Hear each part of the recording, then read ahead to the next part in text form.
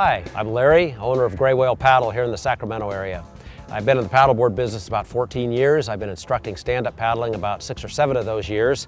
And we're just about ready to launch this Sea Eagle needle nose inflatable paddleboard.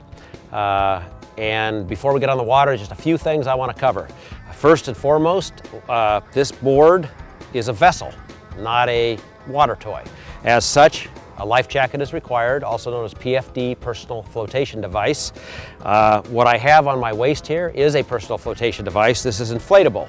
It has a pull tab to inflate it, and if you get in a pinch, you pull that tab and you've got a nice inflatable jacket you put over your head with very high buoyancy. On the board, we have strapped on a more traditional life jacket. If you're less than a very strong swimmer, I would always recommend that you wear that type of life jacket. That being said, if you're a very good swimmer in very calm and controlled conditions, you can stow that on the board, in this case under the bungee cords. This type of life jacket cannot be stowed. It must be worn to be a legal life jacket. Clipped onto this one, I have a whistle. It's required that you have both the PFD and a whistle on your person. A few other safety devices, a paddle or paddleboard leash, also a surfboard leash, pretty much the same thing, except these are longer. This is a straight leash, and this is really designed best for in surf conditions. It's the safest and most effective to use there. On flat water, we often use a coiled leash so that there's no leash drag in the water, that it's a pretty much straight shot. This will attach to your ankle or your calf, depending on the style of the leash.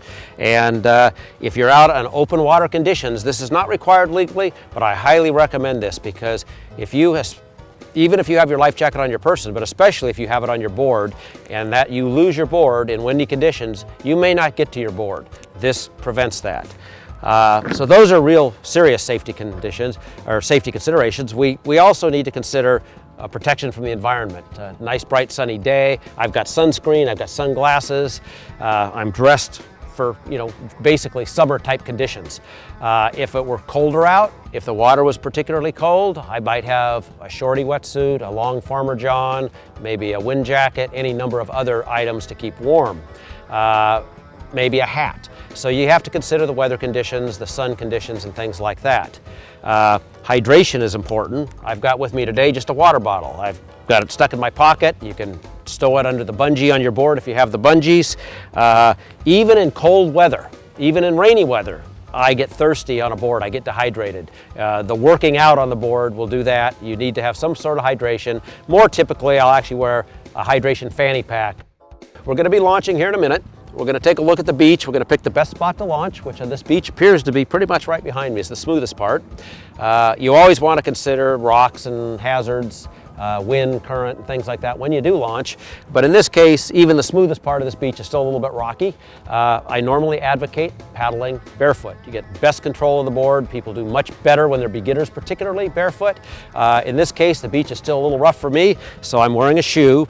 It's not exactly a water shoe. It's really kind of a generic low-profile shoe. But the bottom line is there are a lot of places where you are going to need some sort of shoe.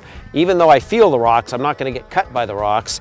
And this gives me great feel of the board, and feel of the board is absolutely critical on one of these.